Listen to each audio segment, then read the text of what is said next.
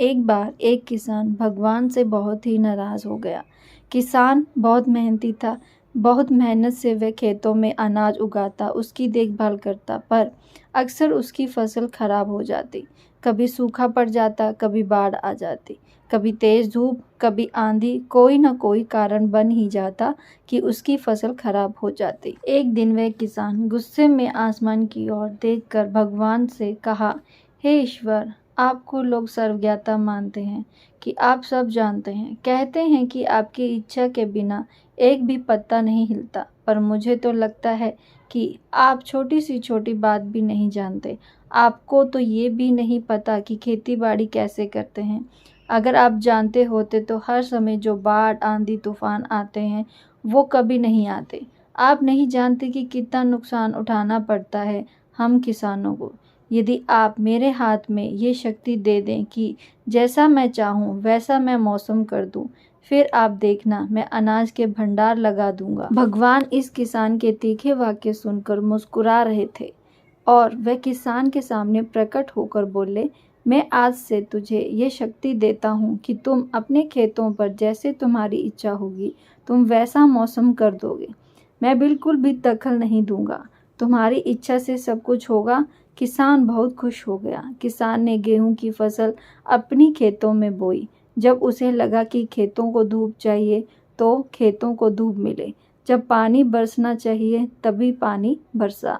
आंधी, तूफान, बाढ़ कुछ भी उसने अपने खेतों पर आने नहीं दिया। किसान के खेत में इस वर्ष ऐसी फसल हुई जैसे कभी हुई ही नहीं थी। हरी भरी लहराती फसल। मन ही मन में वह बहुत खुश हो गया और सोचने लगा, अब सबूत के साथ दिखाऊंगा भगवान को कि इसे कहते हैं शक्ति का सही उपयोग।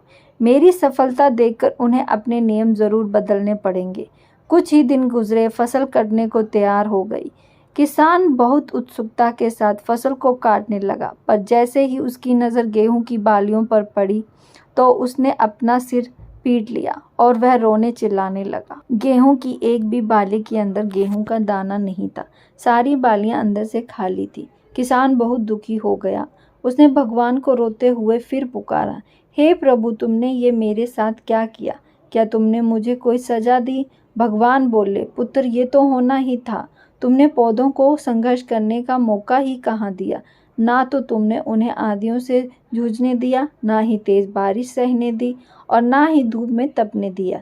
एक भी चुनौती का सामना तुमने उन्हें नहीं करने दिया, इसलिए सारे पौधे अंदर से खोखले रह गए। जब आंधी, तूफान, तेज बारिश और धूप पड़ती है तभी ये पौधे अपना अस्तित्व को बचाने के लिए संघर्ष करते हैं और इसी संघर्ष से एक फल पैदा होता है जिसमें शक्ति, ऊर्जा होती है।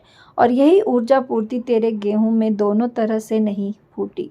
तूने उन्हें कठिन परिस्थितियों से गुजरने ही नहीं दिया। जहां उनके अस्तित्व का जन्म होता है, सारी बालियां इसलिए खाली हैं, इसमें एक भी गेहूं का दाना इसलिए नहीं है क्योंकि तुमने अपने पौधों को संघर्ष कराया ही नहीं। जब वह आग में तपने, गलने और हथौड़े से पीटने जैसे संघर्षों से गुजरता है, कोयले का टुकड़ा हीरा तभी बनता है जब वह उच्च दाब और उच्च ताप की मुश्किल परिस्थितियों से गुजरता है। इसी तरह यदि हमारी जिंदगी में कोई संघर्ष ही ना हो, कोई चुनौती ही ना हो, तो हम भी गेहूं की बालियों की तरह खोखले रह जाएंगे। कोई अस्तित्व नहीं होगा हमारा। विपरीत परिस्थितियां, चुनौतियां और समस्याएं हमें और अधिक निखारती हैं। यदि जीवन में कठिन परिस्थितियां और चुनौतियां आए तो घबराना मत, बल्कि सामना करना। विश्वास करना कि आप और अधिक निखर जाओगे और अधिक मजबूत बन जाओगे। किसी ने कितना सही कहा है, जिंदगी जीना आसान नहीं होता, बिना संघर्ष कोई महान नहीं होता। जब तक ना पड़े हथौड़े की चोट तब तक पत्थर भी भगवान नहीं होता।